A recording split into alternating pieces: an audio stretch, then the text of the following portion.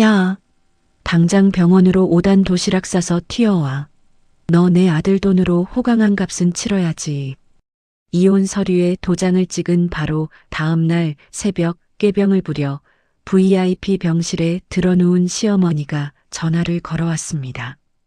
멀쩡한 몸으로 강남 사모님 행세를 하면서 이혼한 며느리에게 보양식 도시락을 싸오라며 호통을 쳤죠.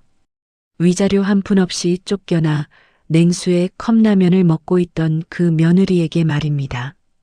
그런데 며느리는 울지 않았습니다. 오히려 코웃음을 치며 한마디를 날렸죠.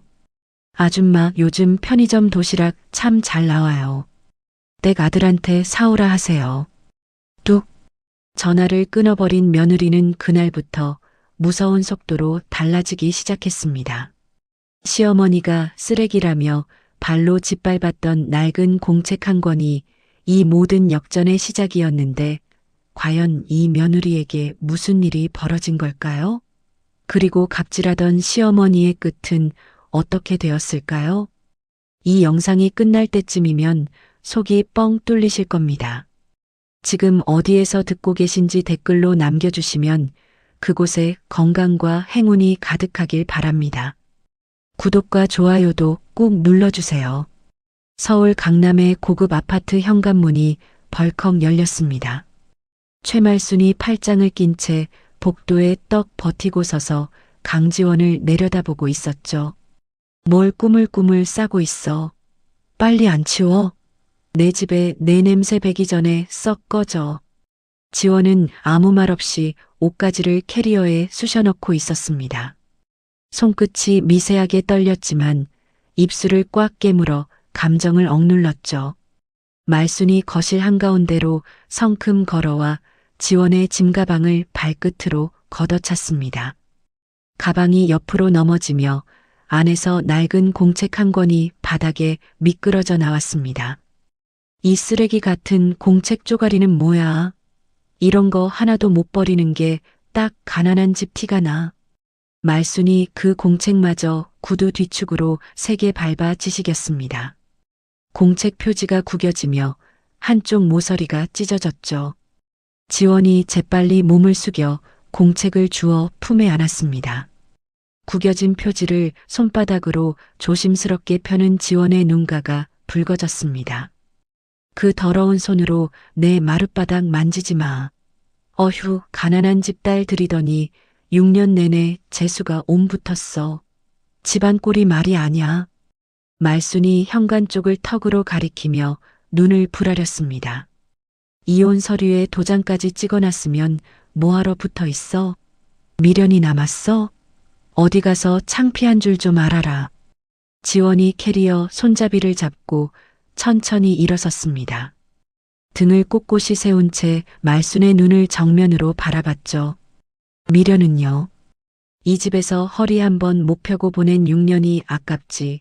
미련은 눈곱만큼도 없습니다. 지원의 목소리는 낮고 단단했습니다. 말순의 눈꺼풀이 한번 떨렸죠. 뭐? 이것이 감히 시어머니한테 말대꾸야. 꺼져. 당장 꺼지라고. 눈에 안 보이게. 말순이 현관문을 벌컥 열어젖히며 소리를 질렀습니다. 지원은 품에 안은 낡은 공책을 캐리어 안쪽 주머니에 소중하게 넣고 지퍼를 닫았습니다. 뒤도 돌아보지 않고 현관을 나서는 지원의 어깨가 한 차례 크게 떨렸지만 발걸음은 멈추지 않았습니다. 쾅! 등 뒤에서 현관문이 닫히는 소리가 복도에 울렸습니다. 지원은 엘리베이터 앞에 서서 올라오는 숫자를 멍하니 바라봤죠. 손등으로 눈가를 한번 훔치고는 입술을 질끈 깨물었습니다. 그날 밤 지원은 짐을 끌고 서울 외곽의 허름한 원룸 앞에 섰습니다. 녹슨 철문을 열고 들어선 방 안에는 형광등 하나가 지직거리며 깜빡이고 있었죠. 캐리어를 구석에 세워놓고 얇은 이불 위에 몸을 누이자 천장의 물 얼룩이 눈에 들어왔습니다. 그렇게 이혼 첫날 밤이 지나고 새벽 5시 잠을 설치던 지원의 스마트폰이 요란하게 울렸습니다. 어둠 속에서 더듬더듬 화면을 켜니 최말순이라는 세 글자가 번쩍이고 있었죠. 지원의 눈썹이 살짝 치켜 올라갔습니다. 잠시 화면을 내려다보다가 통화 버튼을 눌렀습니다. 여보세요. 수화기 너머로 말순의 쇳소리가 쏟아져 나왔습니다. 야, 강지원. 꼭두 새벽부터 전화를 안 받아? 내가 5번을 걸었어. 5번. 이혼했다고 전화기를 꺼놓는 거야? 지원은 침대 끝에 걸터 앉으며 조용히 귀를 기울였습니다. 잘 들어. 오늘 내 친구들이 병문안 오거든. 내가 지금 강남 최고급 한방병원 VIP 병실에 딱 자리 잡고 있단 말이야. 말수는 사실 아픈 곳이 하나도 없었습니다. SNS에 강남 사모님 행세를 하기 위해 꾀병을 부려 VIP 한방병원에 짐을 풀었던 거죠. 고급 실크 가운을 걸치고 침대 위에 비스듬히 기대앉은 말수는 스마트폰으로 병실 셀카를 찍어 올리며 입원 중이라는 게시글을 작성하고 있었습니다. 그러니까 당장 5단 도시락 싸가지고 튀어와. 보양식으로 삼계탕에 전복죽에 갈비찜까지 풀코스로. 알았어? 지원이 이마를 손가락으로 천천히 문지르며 입을 열었습니다. 어머니, 무슨 말씀이세요? 저는 어제 이혼 서류에 도장을 찍었습니다. 이혼이다야? 너 내 아들 돈으로 6년을 호강했잖아. 밥 먹여주고 재워줬으면 그 값은 치러야 할 거 아냐. 도시락 안 싸우면 네가 어떻게 되는지 두고 봐. 말순의 목소리가 병실벽에 쩌렁쩌렁 울렸습니다. 옆 침대 환자가 인상을 찌푸리며 고개를 돌릴 정도였죠. 내 친구들한테 우리 며느리가 정성껏 차려온 거라고 딱 자랑할 건데 창피하게 빈손으로 나타날 생각은 꿈에도 꾸지 마. 알아들어? 지원은 잠시 입을 다물었습니다.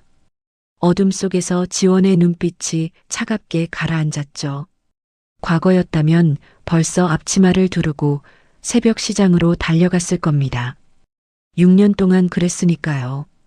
명절이면 혼자서 20가지 반찬을 만들고 시어머니 친구 모임이 있으면 뼈를 깎아가며 상을 차렸습니다. 그때마다 돌아온 건 밑도 끝도 없는 타박뿐이었죠. 지원이 천천히 침대에서 일어나 기지개를 한번 켰습니다. 어깨를 툭툭 털고는 입꼬리를 슬며시 올렸죠. 아줌마. 수화기 너머로 정적이 흘렀습니다.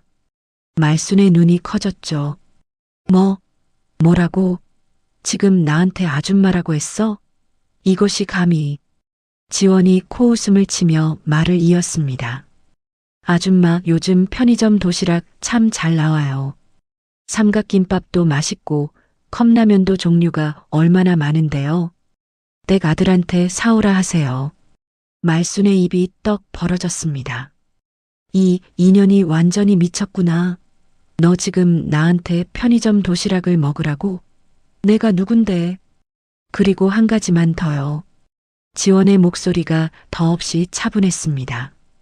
다시는 이 번호로 전화하지 마세요. 어제부로 남남이에요. 건강하세요, 아줌마. 뚝. 통화 종료 버튼을 누르는 지원의 손가락에 힘이 들어갔습니다. 수화기 너머로 악을 쓰는 말순의 목소리가 끊기자 지원은 바로 연락처 목록을 열었습니다. 최말순, 수신 차단. 박도진, 수신 차단. 두 이름이 차단 목록에 올라가는 걸 확인하고 나서야 지원은 길게 숨을 내쉬었습니다.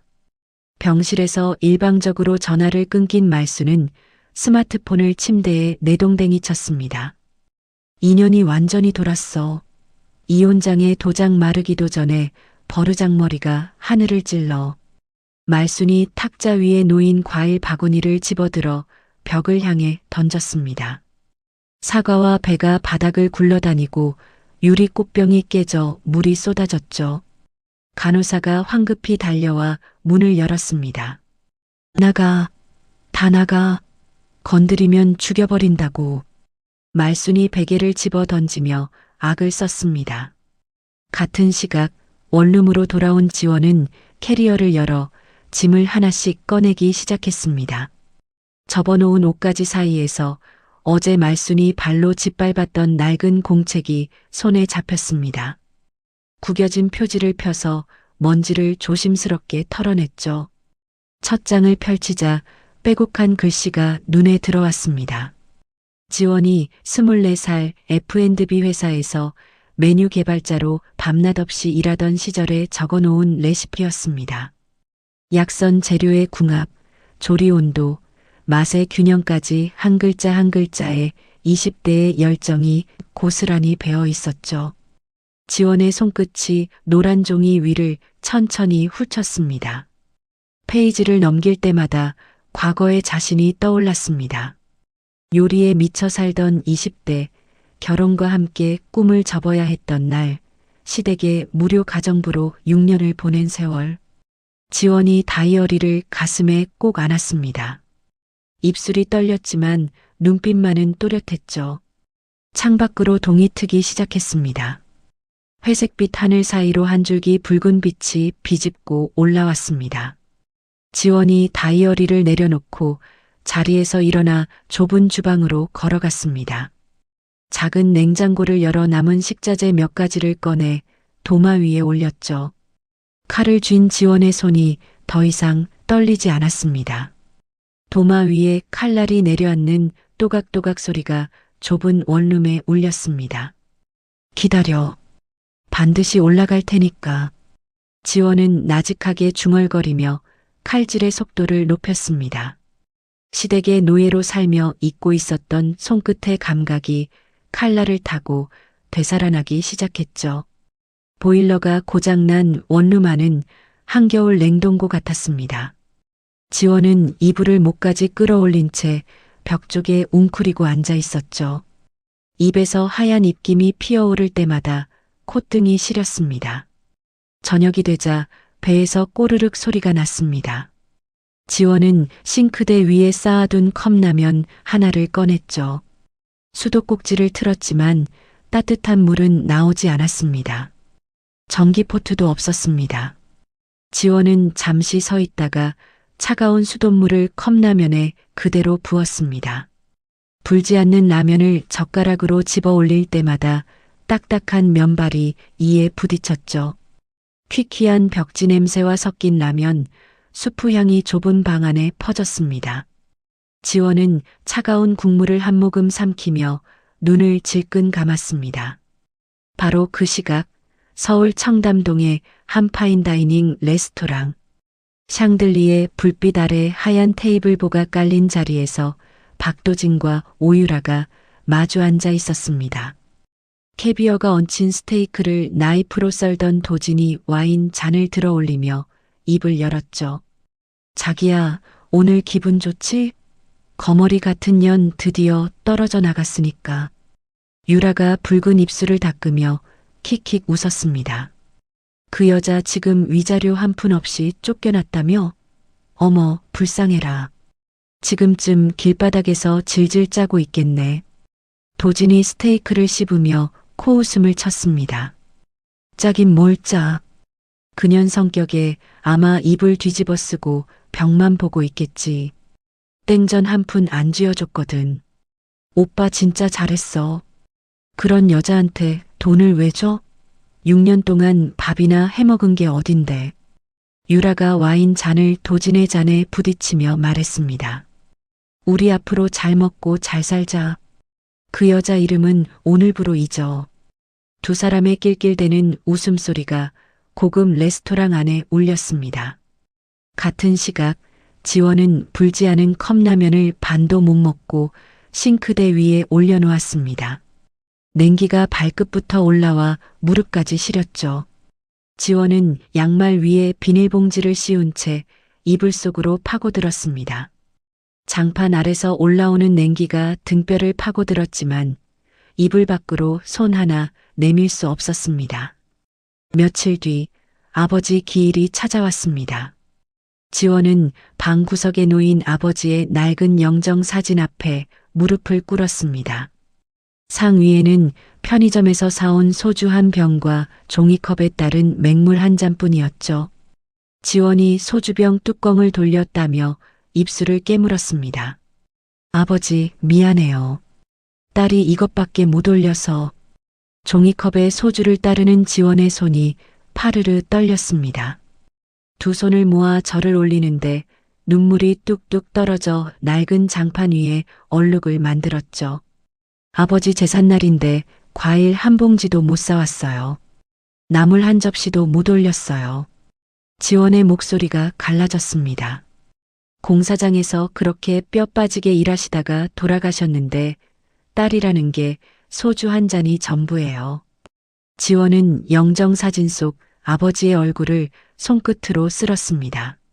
아버지는 늘 웃고 있었죠.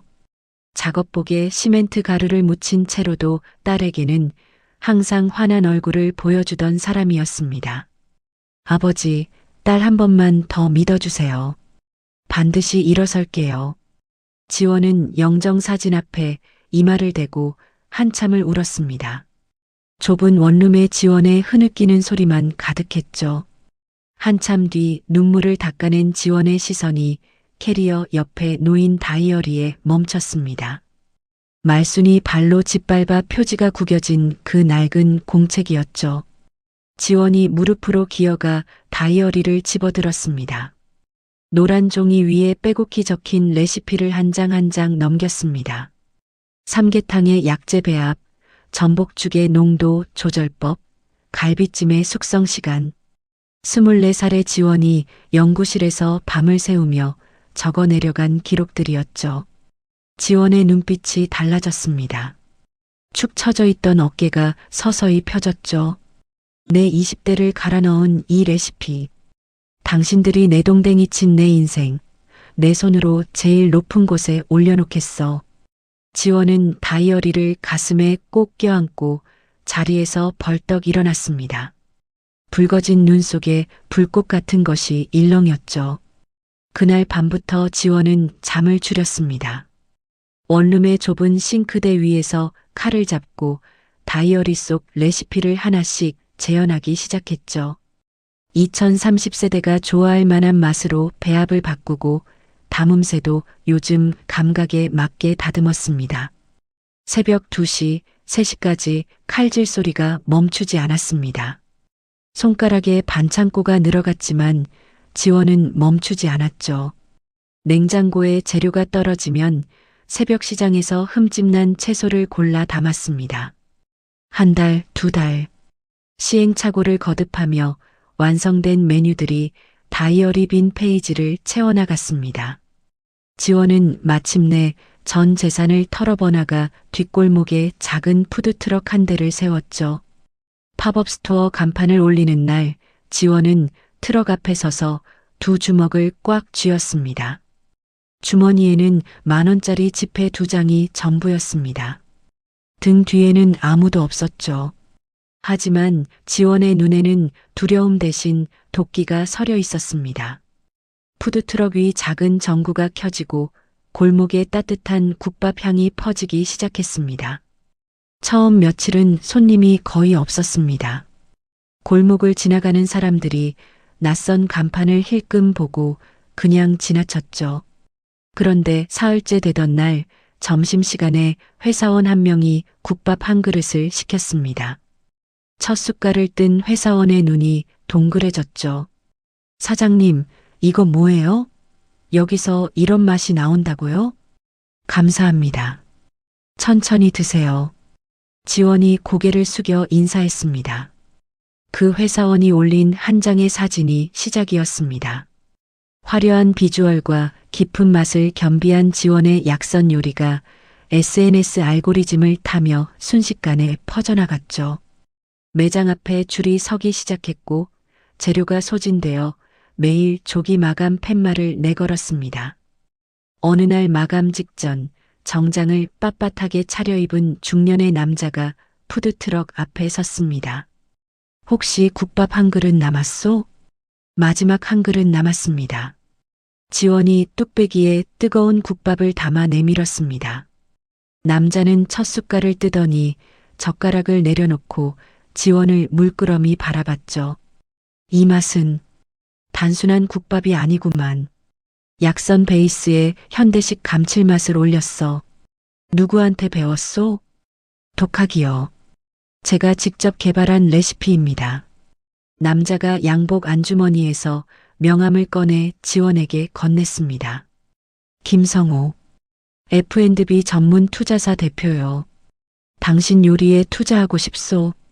지원이 명함을 받아들고 눈을 크게 떴습니다. 대형 레스토랑을 열어볼 생각 없소? 이 맛이 푸드트럭에만 갇혀 있기엔 너무 아깝소. 지원의 손가락이 명함 위에서 떨렸습니다. 하지만 이번에는 두려움 때문이 아니었죠. 성호의 투자 제안을 받아들인 지원은 본격적으로 대형 레스토랑 오픈을 준비하기 시작했습니다.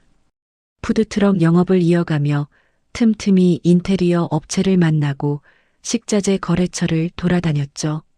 그런데 바로 그때 상간녀 오유라의 귀에 뜻밖의 소식이 들어왔습니다. 유라가 침대에 누워 SNS를 스크롤하다 지원의 푸드트럭 앞에 줄 선 사진을 발견한 거죠. 유라의 손가락이 화면 위에서 멈췄습니다. 뭐야 이게? 강지원? 이 여자가 장사를 해? 유라가 벌떡 일어나 스마트폰을 두 손으로 움켜쥐었습니다. 게시글마다 달린 칭찬 댓글 수백 개를 읽어내려가는 유라의 눈꼬리가 점점 올라갔죠. 쫓겨난 주제에 대박이라고? 말도 안 돼. 유라가 스마트폰을 소파에 내동댕이 치며 소리를 질렀습니다. 인스타 팔로워도 없는 주제에 푸드트럭? 웃기지도 않네. 유라는 거실을 빙빙 돌다가 입꼬리를 비틀며 다시 스마트폰을 집어들었습니다. 좋아. 내 팬들 풀어서 별점 테러 한 방이면 끝이야. 이런 건 식은 죽 먹기지. 유라는 즉시 자신의 SNS 팬 단체 채팅방에 메시지를 올렸습니다. 이 가게 위생 최악이고 맛도 없는데 별점 조작으로 장사한다. 제보 부탁한다는 선동글이었죠. 다음 날 아침부터 지원의 매장 계정에 별점 1개짜리 악플이 수백 개씩 쏟아졌습니다. 여기 벌레 나왔어요. 절대 가지 마세요. 음식에서 이상한 냄새 났습니다. 위생 불량. 사장이 손 안 씻고 요리합니다. 신고 완료. 가본 적도 없는 사람들이 마치 직접 방문한 것처럼 거짓 후기를 도배했습니다. 거기서 멈추지 않았죠. 유라는 가짜 계정 여러 개로 구청 위생과의 불량 식자재를 쓴다는 허위 신고까지 넣었습니다. 이튿날 오전 영업 준비가 한창이던 지원의 푸드트럭에 구청 위생 단속반 3명이 기습적으로 들이닥쳤습니다. 신고가 접수되어 나왔습니다. 주방 전체 점검하겠습니다. 단속반원이 위생 점검표를 꺼내들며 말했습니다. 아르바이트생이 하얗게 질린 얼굴로 지원을 돌아봤죠. 사장님, 어떡해요?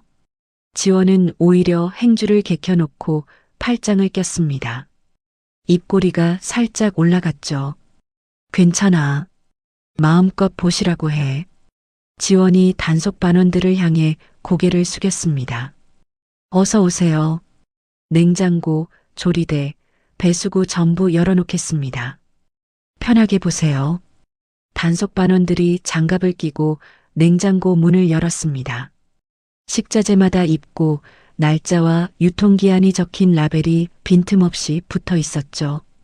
조리도구는 전부 소독 완료 표시가 찍혀 있었고 배수구에서는 냄새 하나 나지 않았습니다. 선임 단속반원이 점검표를 한 장 한 장 넘기며 고개를 끄덕였습니다. 이 정도면 프랜차이즈 본사급이네요. 만점입니다. 위생 최고 등급 만점 판정서가 발급되자 지원의 눈이 번쩍 빛났습니다.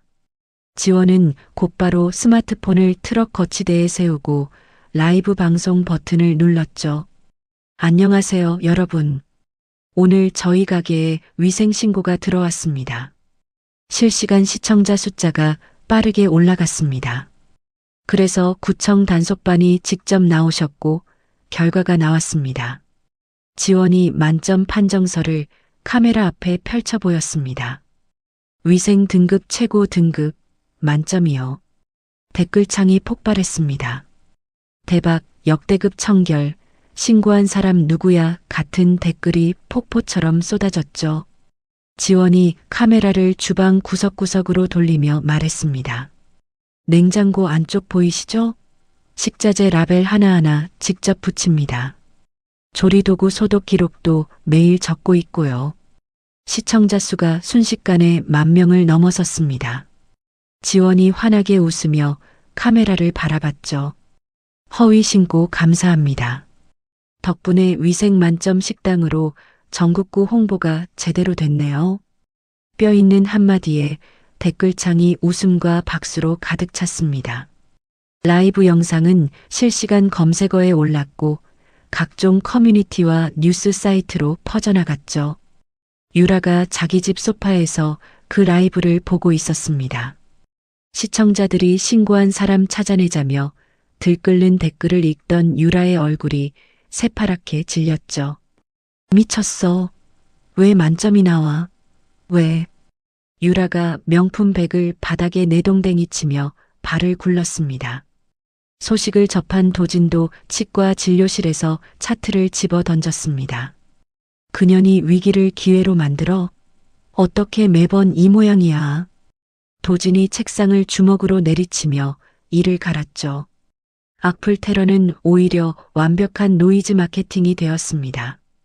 지원의 매장 매출은 3배 이상 뛰었고 투자자 성호의 얼굴에도 흡족한 미소가 번졌죠.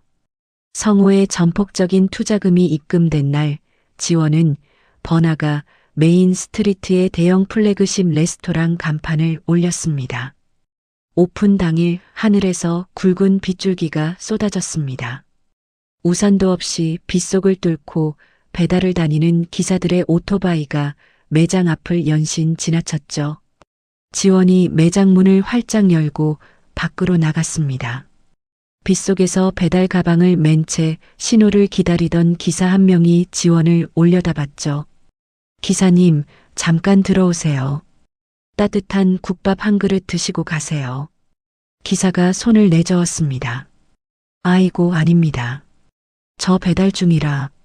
괜찮아요. 이 비에 밥도 못 드시고 다니시잖아요. 커피도 준비해뒀어요. 잠깐이면 돼요. 지원은 주변의 배달 기사들을 한 명 한 명 매장 안으로 불러들였습니다. 비에 젖은 점퍼에서 물이 뚝뚝 떨어졌지만 지원은 마른 수건을 건네며 자리로 안내했죠. 뜨끈한 국밥을 받아든 기사들이 첫 숟갈을 뜨자 표정이 환해졌습니다. 사장님, 이거 진짜 맛있네요. 비 오는 날 이런 거 먹으면 눈물 나요. 나이 지긋한 기사 한 명이 국밥 그릇을 비우며 눈시울을 붉혔습니다. 밥 한 끼가 이렇게 고마운 줄 처음 알았습니다. 사장님, 이 은혜 꼭 갚겠습니다. 지원이 환하게 웃으며 고개를 저었습니다. 무슨 은혜예요? 비 그칠 때까지 천천히 쉬다 가세요. 기사들은 매장을 나서며 하나같이 허리를 깊이 숙여 인사했습니다. 그날 이후 배달 기사들은 지원의 매장 앞에 오토바이를 세워두고 단골이 되었죠. 비가 오는 날이면 어김없이 매장 안에 기사들의 자리가 마련되었습니다. 빗줄기가 잦아든 저녁, 지원은 텅 빈 매장에 불을 끄며 혼자 중얼거렸습니다. 이제 시작이야. 대형 플래그십 레스토랑이 문을 열자마자 예약이 폭주했습니다. 점심시간이면 매장 밖으로 대기줄이 길게 늘어섰고 저녁에는 한 달 뒤 예약까지 가득 찼죠.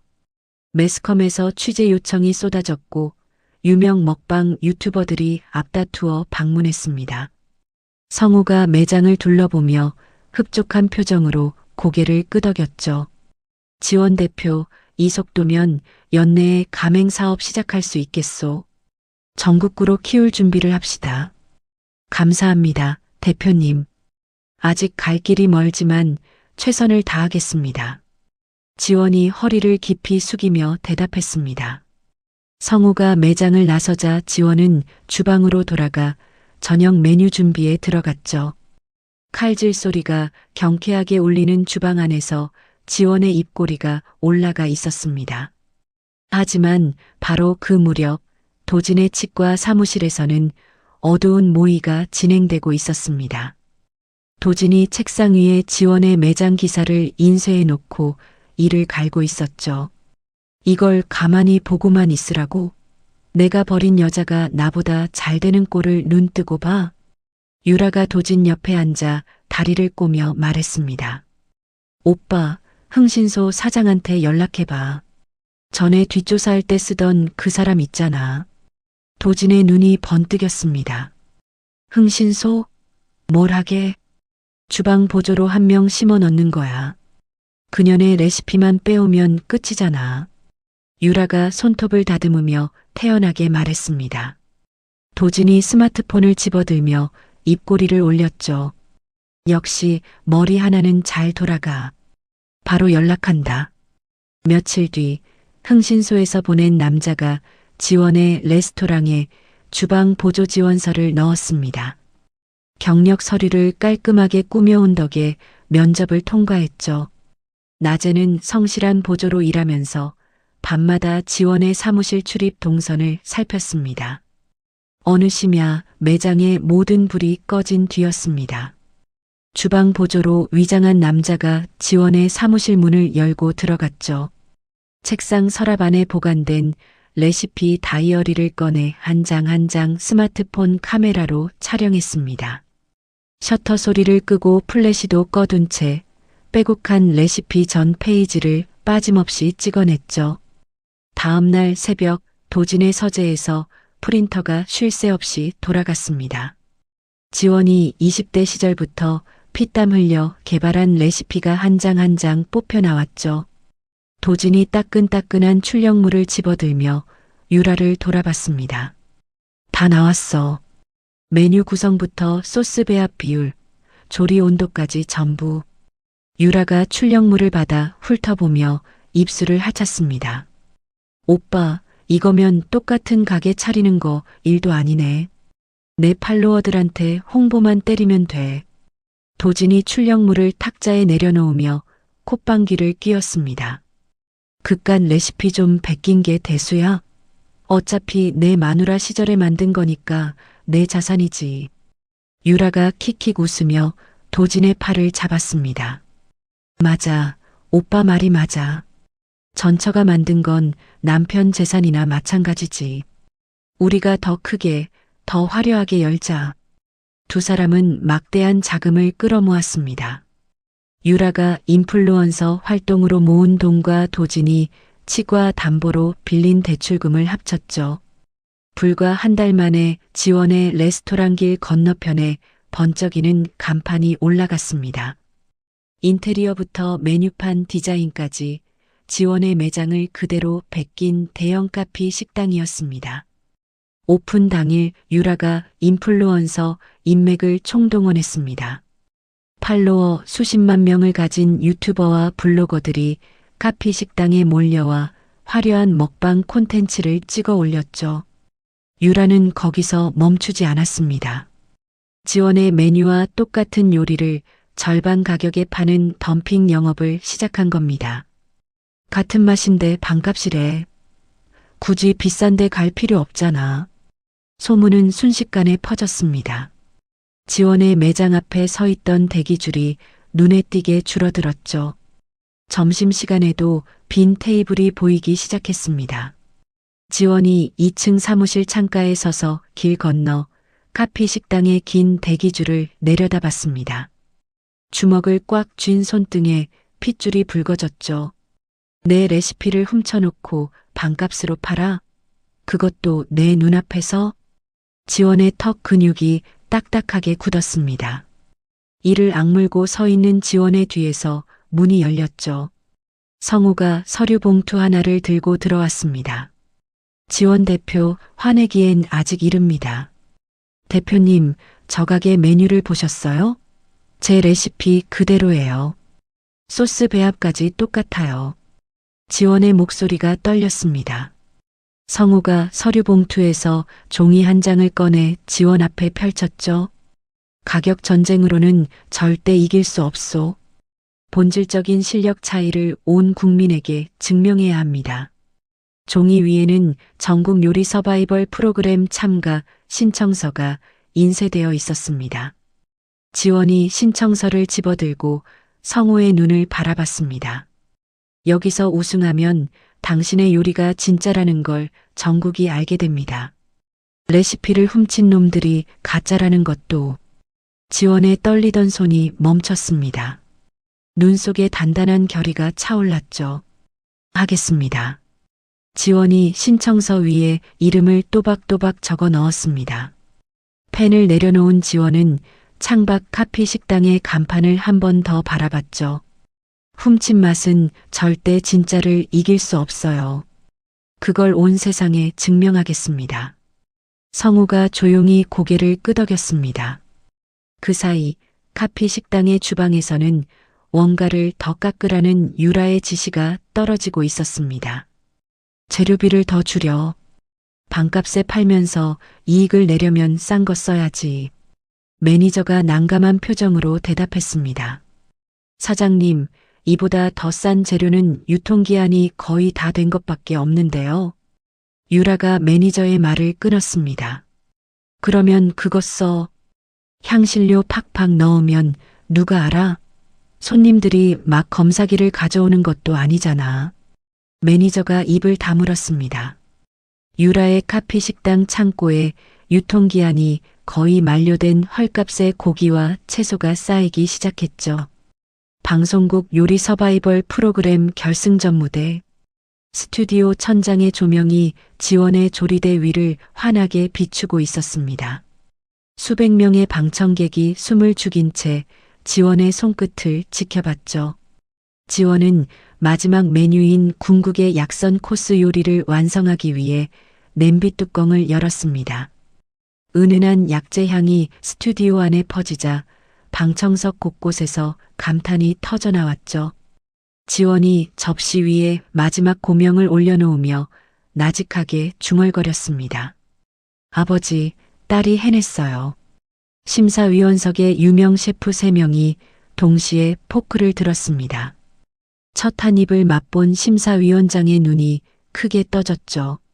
이건 약선의 깊이와 현대적 감각이 완벽하게 하나로 녹아 있습니다. 제가 30년간 먹어본 요리 중 최고입니다.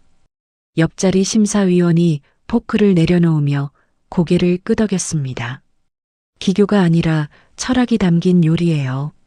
이 맛은 훔칠 수도 없고 흉내낼 수도 없습니다. 세 번째 심사위원이 자리에서 벌떡 일어났습니다. 박수가 터졌죠. 1명, 2명, 3명. 심사위원 전원이 기립박수를 보냈고 방청석이 함성으로 들끓었습니다. 만장일치 대상, 강지원 셰프. 진행자의 우렁찬 목소리가 스튜디오에 울려 퍼졌습니다. 천장에서 황금빛 꽃가루가 쏟아져 내렸죠. 지원이 두 손으로 무거운 트로피를 들어 올리자 카메라 플래시가 사방에서 터졌습니다. 지원의 눈가에 뜨거운 눈물이 고였지만 입술은 활짝 웃고 있었습니다. 이 장면이 전국에 생중계되던 바로 그 시각.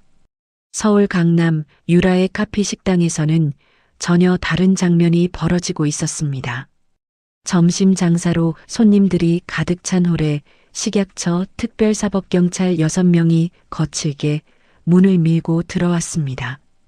뒤따라 보건소 역학조사관들이 위생점검 장비를 들고 주방으로 직행했죠. 전원 손 들고 조리를 중단하세요. 긴급 위생 단속입니다. 경찰의 고함에 홀에 있던 손님들이 일제히 젓가락을 내려놓았습니다. 주방 냉장고 문이 열리자 코를 찌르는 악취가 밀려나왔죠. 이게 뭡니까? 유통기한이 1년이나 지난 고기잖아. 조사관이 장갑을 낀 손으로 검게 변색된 고기 덩어리를 꺼내 들었습니다. 누런 기름이 뚝뚝 떨어지고 주변에서 구역질하는 소리가 터져나왔죠. 채소도 전부 곰팡이가 슬었어요. 이걸 손님한테 내놓았다고요? 조사관이 냉장고 안쪽에서 쉰내가 진동하는 비닐봉지를 끄집어냈습니다. 경찰이 매장 입구에 노란 폴리스 라인을 쳤고 손님들이 우르르 밖으로 밀려 나왔습니다. 그때 매장 앞에서 라이브 촬영 중이던 유명 유튜버의 카메라가 홀 안쪽을 잡았습니다. 실시간 시청자 수가 10만 명을 넘어서고 있었죠. 주방 안에서 끌려 나온 유라가 경찰의 팔을 뿌리치며 발버둥을 쳤습니다. 이거 나. 당장 손 치워. 내 남편이 강남 한복판 치과 원장이야. 내가 누군지 알아? 유라의 얼굴이 벌겋게 달아올라 있었습니다. 머리카락이 헝클어지고 화장이 번져 눈밑이 까맣게 물들었죠. 경찰이 유라의 양손목을 잡고 등 뒤로 돌렸습니다. 차가운 수갑이 찰칵 소리를 내며 채워졌죠. 오유라 식품위생법 위반 및 사기 혐의로 긴급 체포합니다. 안 돼. 이건 아니야. 내가 왜. 나한테 이러면 안 돼. 유라가 매장 밖으로 끌려 나오는 순간 밖에서 대기하던 취재진의 카메라 플래시가 연속으로 터졌습니다. 유튜버의 라이브 화면에 수갑을 찬 유라의 일그러진 얼굴이 고스란히 잡혔죠. 댓글창에 속이 시원하다. 이게 바로 인과응보라는 글이 폭포처럼 쏟아졌습니다. 유라는 다리에 힘이 풀려 경찰 호송차 앞에서 주저앉았습니다. 경찰 2명이 유라의 양팔을 잡아 일으켜 호송차 안으로 밀어 넣었죠. 호송차 문이 쾅 닫히는 소리가 거리에 울렸습니다. 그 무렵 방송국에서 우승의 기쁨을 안고 돌아오던 지원의 차량이 폴리스 라인이 처진 카피 식당 앞을 지나다 멈춰 섰습니다. 지원이 뒷좌석 창문을 천천히 내렸죠. 호송차 뒷문 유리창 너머로 수갑을 찬 채 고개를 떨군 유라의 모습이 보였습니다. 지원이 유라를 똑바로 응시하며 입을 열었습니다. 남의 것 훔쳐서 번 돈으로 참 비싸게도 망하시네요. 간방밥은 유기농이길 바랍니다. 호송차 안에서 지원의 목소리를 들은 유라의 얼굴이 하얗게 질렸습니다. 입술이 파르르 떨리더니 고개를 숙인 채 아무 말도 하지 못했죠. 지원이 창문을 올리며 운전석의 매니저에게 말했습니다. 가자. 차가 천천히 출발했습니다. 지원은 뒷좌석에 기대앉아 무릎 위에 놓인 트로피를 내려다봤죠. 황금빛 트로피 표면에 지원의 얼굴이 비쳤습니다. 입꼬리가 올라갔지만 눈빛은 여전히 차가웠습니다. 유라의 구속 직후 카피 식당은 영업 취소 처분을 받고 강제 폐업되었습니다. 식중독 피해자 수십 명이 손해배상 소송을 걸었고 유라의 SNS 계정은 분노한 대중들의 신고로 영구 정지됐죠. 서바이벌 우승 프리미엄이 붙은 지원의 레스토랑은 반년치 예약이 단 몇 시간 만에 마감되었습니다. 성우가 즉시 자본을 투입해 전국 주요 백화점과 핵심 상권의 가맹점을 동시다발적으로 입점시켰죠. 한편 아내가 구속되고 카피 식당에 쏟아부은 빚더미에 앉은 도지는 식중독 피해자들의 손해배상 소송까지 뒤집었으며 치과 건물마저 압류당했습니다. 파산 위기에 몰린 도진이 말순에게 전화를 걸었죠. 엄마, 나 망했어. 건물도 압류당하고 유라도 잡혀갔어. 다 그년 때문이야. 강지원 그년 때문에. 말순이 전화기를 움켜쥐며 이를 갈았습니다. 그년이 우리 집안을 이 꼴로 만들었어? 두고 봐. 이 어미가 끝장을 내줄 테니까. 전화를 끄는 도진과 말순의 눈에는 짐승 같은 도끼가 서려 있었습니다. 어둠이 내려앉은 심야, 검은 모자를 푹 눌러 쓴 두 사람의 그림자가 지원의 레스토랑 건물 뒷골목으로 은밀하게 스며들었습니다. 뒷골목 쓰레기장에 웅크린 도진이 검은 비닐봉지에서 무언가를 꺼냈습니다. 죽은 쥐 한 마리였죠. 가로등 불빛 아래 드러난 쥐 사체에서 역한 냄새가 올라왔습니다. 도진이 코를 찡그리며 지원의 매장 로고가 찍힌 배달 포장 용기 뚜껑을 열었습니다. 떨리는 손으로 쥐 사체를 용기 안에 쑤셔 넣고 뚜껑을 닫았죠. 오빠 빨리 사진 찍어. 골목 입구에서 망을 보던 말순이 쉰 목소리로 재촉했습니다. 도진이 스마트폰을 꺼내 여러 각도에서 사진을 찍었습니다. 플래시가 터질 때마다 용기 안의 쥐 사체가 선명하게 찍혔죠. 됐어. 가자, 엄마. 도진이 용기를 쓰레기 더미 위에 올려놓고 뒷걸음질 쳤습니다. 말순이 검은 모자를 더 깊이 눌렀으며 아들의 팔을 잡아 끌었죠. 두 사람의 그림자가 골목 어둠 속으로 사라졌습니다. 다음 날 아침 인터넷이 뒤집어졌습니다. 각종 온라인 커뮤니티와 뉴스 사이트에 자극적인 제목의 기사가 동시다발적으로 올라왔죠. 서바이벌 우승 셰프 매장 배달 음식에서 쥐 사체 발견. 국민 맛집의 충격적 위생 실태. 소비자 분노 폭발. 도진이 가짜 계정으로 커뮤니티마다 조작된 사진을 도배한 겁니다. 댓글은 순식간에 수천 개로 불어났고 지원의 매장 전화에는 항해 전화가 빗발쳤습니다. 사장님, 가맹점 3곳에서 계약 해지 통보가 왔습니다. 매니저가 사무실 문을 열고 뛰어들어오며 소리쳤습니다. 지원이 노트북 화면에 도배된 기사를 보며 입술을 깨물었죠. 투자사에서도 연락 왔어요. 당장 해명 안 하면 투자금 회수에 들어간다고. 매니저의 목소리가 떨렸습니다. 지원이 두 손으로 얼굴을 감쌌죠. 손가락 사이로 노트북 화면에 쥐 사체 사진이 보였습니다. 이건 조작이야. 우리 매장에서 절대 나올 수 없어. 지원의 목소리는 단호했지만 양손에 힘이 들어가 손등이 하얗게 변했습니다. 전화벨이 쉴 새 없이 울렸고 가맹점 해지 통보는 10건을 넘어서고 있었죠. 그때 지원의 개인 전화기가 울렸습니다. 발신 번호 표시 제한. 지원이 잠시 망설이다 전화를 받았죠. 강지원 씨 맞습니까? 낯선 중년 남자의 목소리였습니다. 네, 맞는데요. 누구세요? 저는 예전에 아버님이 일하시던 공사 현장 소장입니다. 이름은 밝히기 어렵고 한 가지만 알려드리려고요. 지원의 손이 멈췄습니다. 아버님이 돌아가셨을 때 산재 보상금이 나왔는데 그 돈이 아버님 유족한테 간 게 아닌 것 같습니다. 네, 그게 무슨 말씀이에요? 시어머니 되시는 분이 서류를 가져가셨어요. 그때 좀 이상하다 싶었는데 이제야 연락드립니다. 근로복지공단에 한번 확인해 보세요. 전화가 끊겼습니다. 지원은 꺼진 화면을 멍하니 내려다봤죠. 심장이 쿵쿵 뛰기 시작했습니다. 다음 날 지원은 근로복지공단 민원 창구로 달려갔습니다. 아버지 이름과 사망 일자를 대고 보상금 지급 내역을 요청했죠. 지급 완료되어 있네요. 수령인은 최말순.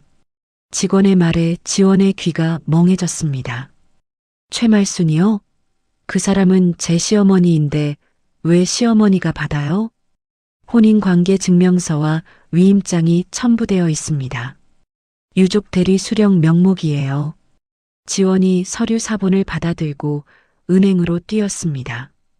보상금이 입금된 계좌의 거래 명세서를 뽑아보니 말순명의 계좌로 들어간 거액이 같은 날 도진명의 계좌로 고스란히 빠져나가 있었죠. 도진 계좌의 사용 내역에는 강남 상가 보증금, 치과 인테리어, 의료 장비 구입이라는 글자가 찍혀 있었습니다. 지원의 손에서 서류가 바르르 떨렸습니다. 종이가 구겨질 정도로 주먹에 힘이 들어갔죠. 내 아버지 목숨값으로. 도진이 치과를 차렸다고? 지원의 눈앞이 하얘졌습니다. 소주 한 잔밖에 못 올린 아버지의 제삿날이 떠올랐죠. 과일 한 봉지도 못 사서 영정 사진 앞에 머리를 박고 울던 그 밤. 그 돈이면 아버지 제사상을 100번도 넘게 차릴 수 있었습니다. 지원은 떨리는 손으로 말순에게 전화를 걸었습니다. 신호가 가자마자 말순의 날카로운 목소리가 들려왔죠. 뭐야, 이 전화번호는 차단했는데 어떻게 건 거야? 번호를 바꿨습니다. 할 말이 있어서요. 할 말? 네가 나한테 할 말이 있어? 우리 집안을 쫄딱 망하게 해놓고? 지원이 이를 악물었습니다. 우리 아버지 산재 보상금 어머니가 가져가셨죠? 수화기 너머로 잠깐 정적이 흘렀습니다. 하지만 말수는 곧바로 목소리를 높였죠. 그깟 사돈 뒤진 돈 좀 쓴 게 어때서? 내 아들 뒷바라지하는 게 며느리 도리지. 아들 병원 차려주는 게 뭐가 잘못이야. 지원의 콧등이 시뻘겋게 달아올랐습니다. 전화기를 쥔 손에 핏줄이 굵게 붉어졌죠. 며느리 도리요? 내 아버지가 공사장에서 철근에 깔려 돌아가셨어요. 그 목숨값을 훔쳐서 아들 치과를 차려줬다고요? 훔치긴 뭘 훔쳐. 가족끼리 돈 좀 돌려 쓴 건데 그걸 가지고 따지고 앉았어? 너의 아버지가 살아있으면 오히려 고맙다고 했을 거야. 지원의 온몸이 부들부들 떨렸습니다. 이마에 핏줄이 솟고 눈자위가 벌겋게 물들었죠. 당신들은 인간이 아니야. 내 아버지 목숨값까지 털어먹은 죄, 지옥 끝까지 가서라도 받아낼 거야. 지원의 목소리가 갈라져 나왔습니다. 말순이 전화기 너머로 뭔가 더 짓거렸지만 지원의 귀에는 아무것도 들리지 않았죠. 전화를 끊은 지원은 사무실 책상에 이마를 대고 한참을 버텼습니다. 어깨가 들썩이며 소리 없는 울음이 터져 나왔죠. 하지만 잠시뿐이었습니다. 지원은 손등으로 눈물을 거칠게 닦아내고 고개를 들었습니다. 울 시간 없어. 꼬리를 잡아야 해. 지원은 즉시 성우에게 전화를 걸었습니다. 대표님, 지금 바로 매장으로 와주세요. 쥐사채건 범인을 잡을 방법을 찾았습니다. 성우가 30분 만에 매장에 도착했습니다. 두 사람은 매장 외부를 함께 돌아봤죠. 성우가 길 건너 가로수에 가려진 사각지대를 가리키며 말했습니다. 매장 CCTV 화각에 이 구간이 안 잡힙니다. 하지만 성우의 시선이 매장 앞에 일렬로 세워진 배달 오토바이들에 멈췄습니다. 저 오토바이들 전부 내 채널 블랙박스가 달려 있어. 지원의 눈이 커졌습니다. 성우가 스마트폰을 꺼내 배달 기사들에게 단체 메시지를 보냈죠. 1시간도 되지 않아 수십 명의 배달 기사들이 매장 앞으로 모여들었습니다. 비 오던 날 따뜻한 국밥을 대접받았던 기사들이었죠. 사장님, 저희가 도울 게 있습니까? 나이 지긋한 기사가 헬멧을 벗으며 물었습니다.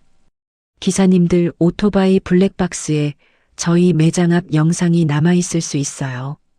혹시 메모리 카드를 빌려줄 수 있으세요? 기사들이 일제히 고개를 끄덕였습니다. 사장님이 비 오는 날 국밥 한 그릇으로 저희 마음을 살려주셨잖아요. 이 정도는 당연한 거죠. 기사들이 오토바이 블랙박스에서 메모리 카드를 하나씩 뽑아 지원의 노트북에 연결했습니다. 성우와 지원이 나란히 앉아 수십 개의 영상을 동시에 돌리기 시작했죠. 1시간, 2시간. 끝없는 영상을 빨리 감기로 돌리던 지원의 손이 멈췄습니다. 여기, 이거 보세요. 화면 속에는 사건 당일 새벽 2시 쓰레기장 구석에서 말순이 고개를 두리번거리며 망을 보는 장면이 선명하게 찍혀 있었습니다. 그 옆에서 도진이 배달 용기에 쥐 사체를 넣고 스마트폰으로 사진을 찍는 모습까지 고스란히 담겨 있었죠. 지원의 입꼬리가 천천히 올라갔습니다. 잡았다. 다음 날 오전 10시 지원의 레스토랑 1층 홀에 대형 스크린이 설치되었습니다. 수십 명의 취재진이 카메라를 삼각대에 올리고 자리를 잡았죠. 방송국 중계차 2대가 매장 앞에 주차되어 있었고 긴급 기자회견이라는 소식에 온라인 생중계 시청자 수가 빠르게 올라가고 있었습니다. 지원이 단상 위에 올라섰습니다. 검은 정장을 차려입은 지원의 표정은 차갑게 가라앉아 있었죠. 마이크를 잡은 손에 힘이 단단하게 들어갔습니다. 오늘 이 자리를 마련한 이유는 단 하나입니다. 진실을 보여드리기 위해서입니다. 지원이 리모컨 버튼을 눌렀습니다. 대형 스크린에 블랙박스 영상이 재생되기 시작했죠. 화면 속 새벽 2시, 어두운 뒷골목 쓰레기장. 검은 모자를 쓴 말순이 골목 입구에서 고개를 두리번거리며 망을 보고 있었습니다. 그 옆에서 도진이 비닐봉지에서 쥐 사체를 꺼내 배달 포장 용기에 쑤셔 넣었죠. 스마트폰 플래시가 터지며 도진의 얼굴이 선명하게 찍혔습니다. 취재진 사이에서 탄식과 분노가 동시에 터져나왔습니다. 저 사람 박도진 아닙니까? 전 남편이잖아. 옆에 있는 건 시어머니 최말순이고. 기자들의 카메라 셔터가 쉴 새 없이 터졌습니다. 지원이 영상을 멈추고 마이크를 다시 잡았죠. 이 영상은 매장 앞에서 밤새 주차하고 있던 배달 기사분들의 오토바이 블랙박스에 고스란히 남아 있었습니다. 지원은 뒤를 돌아보지 않고 담담하게 말을 이었습니다. 그리고 한 가지 더 공개할 것이 있습니다. 스크린 화면이 바뀌었습니다. 근로복지공단 보상금 지급 내역서와 은행거래 명세서가 대형 화면에 떠올랐죠. 제 아버지는 공사 현장에서 사고로 돌아가셨습니다. 그때 나온 산재 보상금을 전 시어머니 최말순이 서류를 위조해 빼돌렸습니다. 홀 안이 술렁였습니다. 그 돈은 같은 날 전 남편 박도진의 계좌로 이체되었고 박도진은 그 돈으로 강남에 치과를 개원했습니다. 지원의 목소리가 한 톤 낮아졌습니다. 제 아버지의 목숨값으로 자기 아들 병원을 차려준 겁니다. 기자회견장이 고요해졌습니다. 카메라맨 한 명이 고개를 돌려 입술을 깨물었죠. 온라인 생중계 댓글창에는 분노와 욕설이 걷잡을 수 없이 쏟아졌습니다. 지원이 서류 사본 뭉치를 취재진 앞에 내려놓았습니다. 모든 증거는 이 자리에서 배포해드리겠습니다. 이상입니다. 지원이 단상에서 내려오자 취재진이 일제히 달려들었지만 지원은 아무 말 없이 매장 안쪽으로 사라졌습니다. 기자회견 영상이 전파를 타자 여론은 완벽하게 뒤집어졌습니다. 경찰청은 즉각 도진과 말순에 대한 긴급 체포영장을 발부했죠. 그날 오후 체포조 형사 4명이 도진의 자택 현관문 앞에 섰습니다. 쾅쾅쾅. 경찰입니다. 문 여세요. 안에서 아무 대답이 없었습니다. 형사가 특수 열쇠로 도어락을 해제하고 문을 밀어젖혔죠.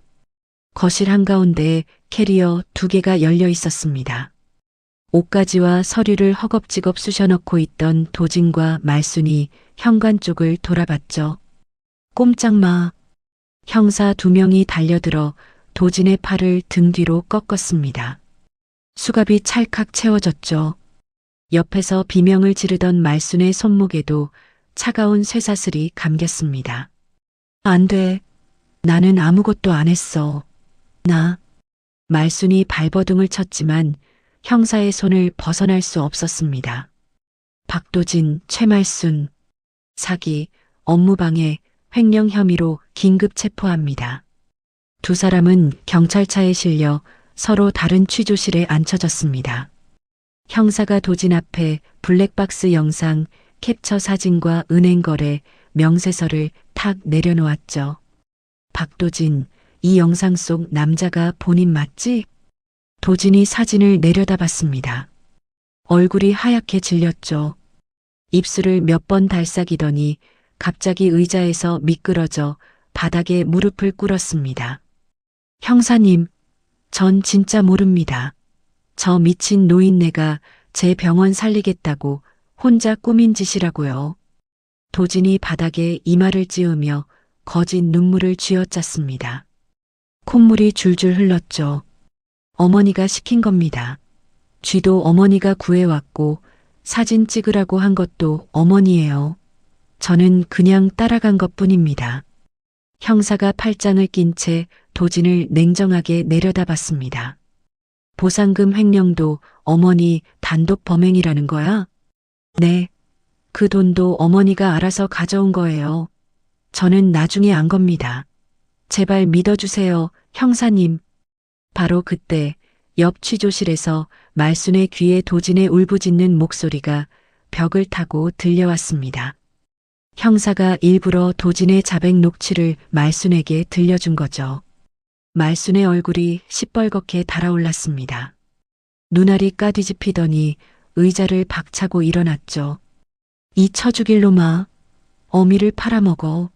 내가 널 어떻게 키웠는데. 말순이 취조실 문을 향해 돌진했습니다.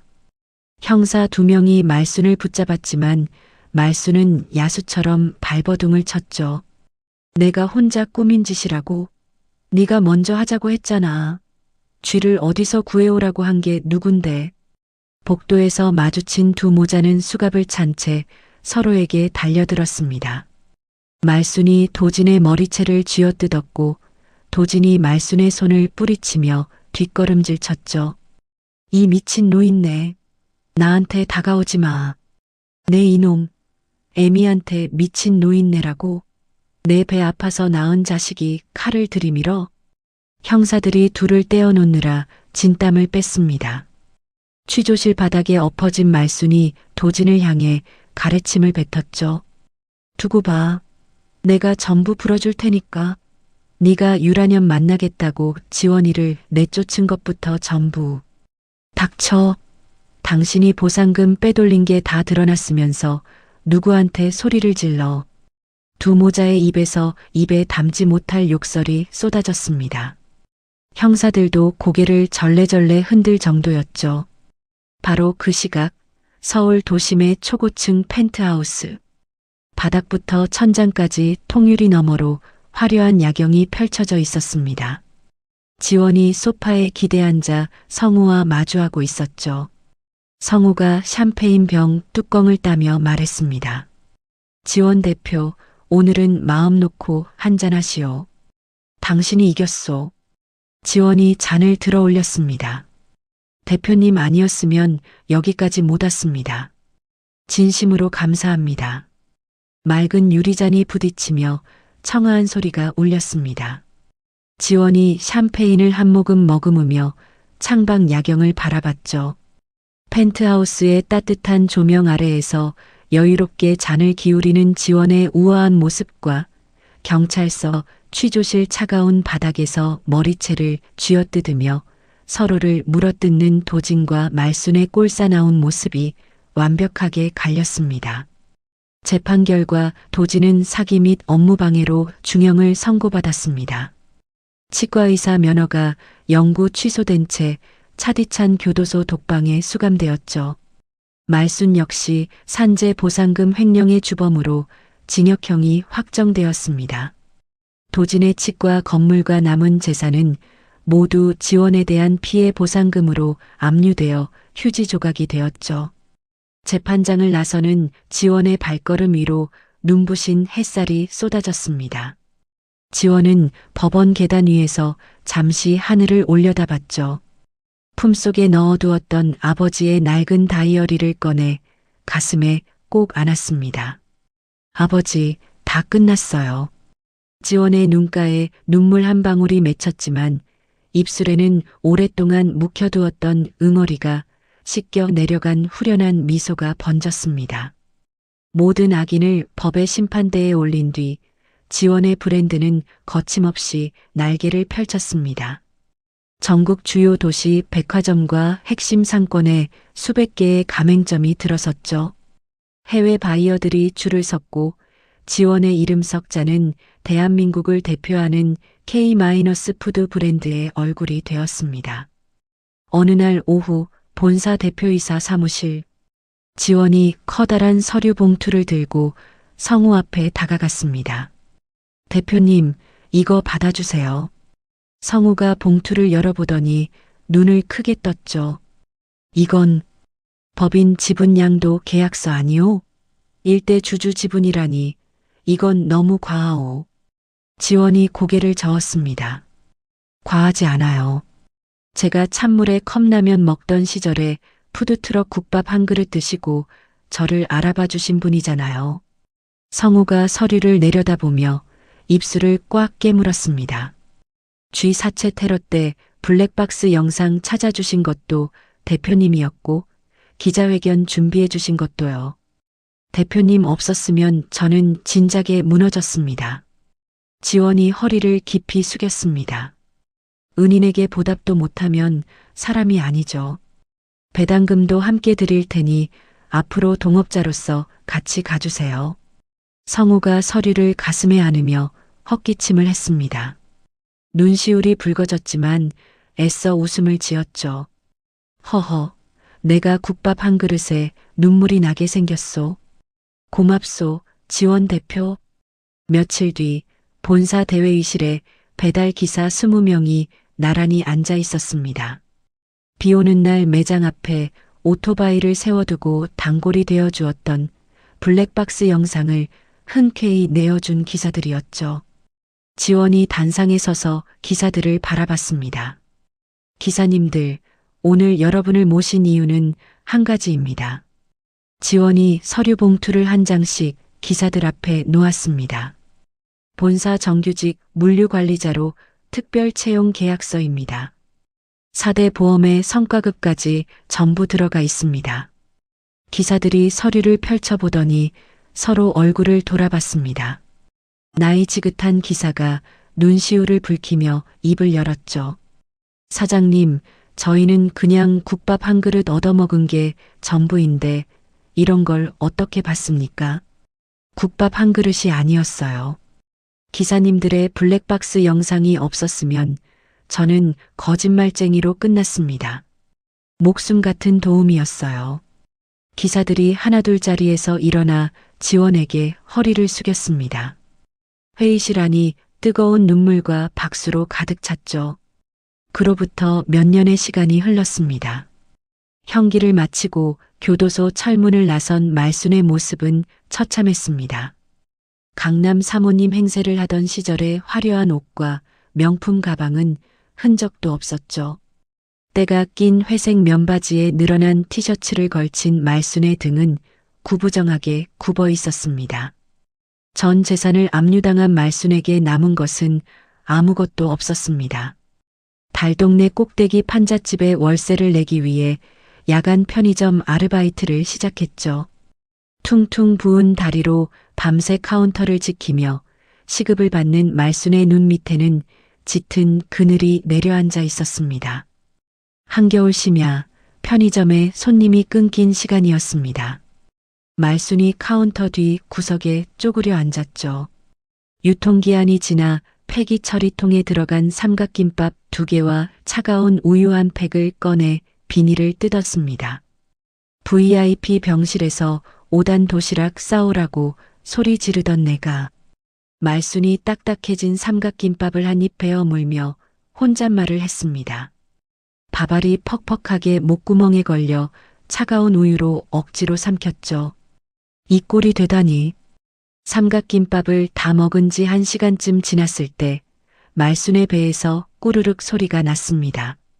식은땀이 이마에 송골송골 맺히더니 극심한 복통이 밀려왔죠. 상한 음식이 장을 뒤집어 놓은 겁니다. 말순이 편의점 바닥에 쓰러져 배를 움켜쥐었습니다. 이마를 차가운 타일 바닥에 대고 끙끙 앓았죠. 구급차를 부를 돈이 없었습니다. 떨리는 손으로 낡은 스마트폰을 꺼냈습니다. 연락처를 스크롤하다가 한 이름 앞에서 손가락이 멈췄죠. 강지원. 말순은 한참을 망설이다 통화 버튼을 눌렀습니다. 신호가 갔습니다.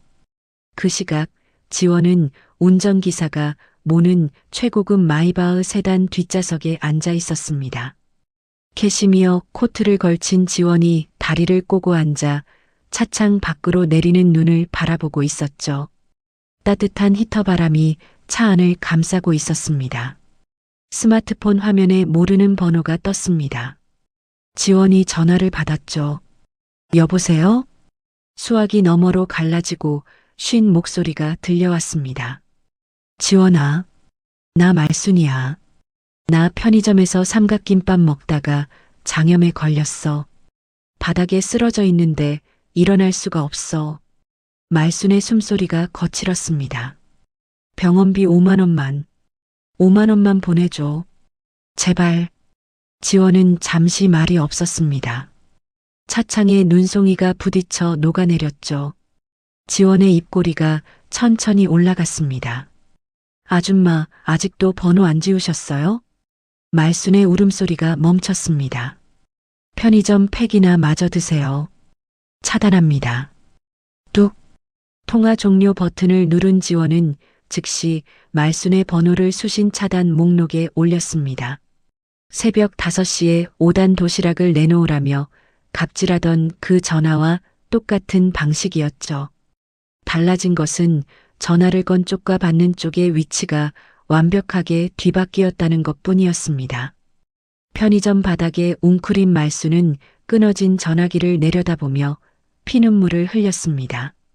내가 그때 그 공책을 밟지만 않았어도 아무도 들어주는 사람이 없는 편의점 안에서 말순의 오열만 차갑게 울렸습니다. 세단 뒷좌석의 지원은 코트 안주머니에서 아버지의 낡은 다이어리를 꺼냈습니다. 표지에 남은 구두 자국 위로 지원의 손끝이 천천히 지나갔죠. 아버지, 딸이 약속 지켰어요. 부끄럽지 않은 사람이 됐어요. 지원은 다이어리를 가슴에 꼭 안고 창밖을 바라봤습니다. 화려한 도심의 야경 위로 눈이 소복하게 내리고 있었죠. 마이바흐 세단이 눈 내리는 거리를 미끄러지듯 나아갔습니다. 찬물에 컵라면을 먹던 단칸방의 그 여자는 이제 어디에도 없었습니다. 오늘 사연의 주인공 강지원은 시댁의 노예로 6년을 살다가 위자료 한 푼 없이 쫓겨났습니다. 보일러도 안 나오는 원룸에서 찬물에 컵라면을 먹던 그 바닥에서 자신의 두 손과 재능 하나만으로 전국 수백 개 가맹점을 거느린 대표가 되었죠. 시어머니 최말순은 며느리의 아버지 목숨값까지 빼돌려 아들 병원을 차려주고 며느리가 성공하자 죽은 쥐까지 넣으며 발악했습니다. 그 끝이 어떻게 되었습니까? 감옥에서 나와 편의점 바닥에서 유통기한 지난 삼각김밥을 먹다 장염에 걸려 쓰러졌습니다. 제 어미를 경찰 앞에서 팔아먹은 아들 도진도 면허가 날아가고 전 재산을 압류당했죠. 남의 가슴에 못을 박으면 그 못이 반드시 자기한테 돌아옵니다. 남의 것을 빼앗으면 결국 자기 것까지 전부 잃게 되어 있고요. 세상에 공짜는 없습니다. 반대로 지원은 밑바닥에서 자기를 알아봐준 은인에게 일대 주주 자리를 내어주고 비 오는 날 국밥 한 그릇 나눠 먹었던 배달 기사들을 정규직으로 채용했습니다. 은혜를 갚을 줄 아는 사람에게는 더 큰 복이 돌아오는 법이에요. 포기하지 마세요. 지금 아무리 힘들고 바닥이라고 느껴지더라도 내 안에 있는 재능과 근성을 믿고 한 발만 더 내딛어 보세요. 강지원처럼 찬물에 컵라면을 먹던 사람도 끝내 해냈습니다. 오늘 사연이 마음에 와닿으셨다면 화면 아래 빨간 구독 버튼과 좋아요를 꾹 눌러주시고 지금 듣고 계신 곳의 날씨가 어떤지 댓글 한 줄 남겨주세요. 여러분의 따뜻한 한마디가 저에게 큰 힘이 됩니다. 항상 건강하시고 오늘 하루도 편안한 밤 보내세요. 감사합니다.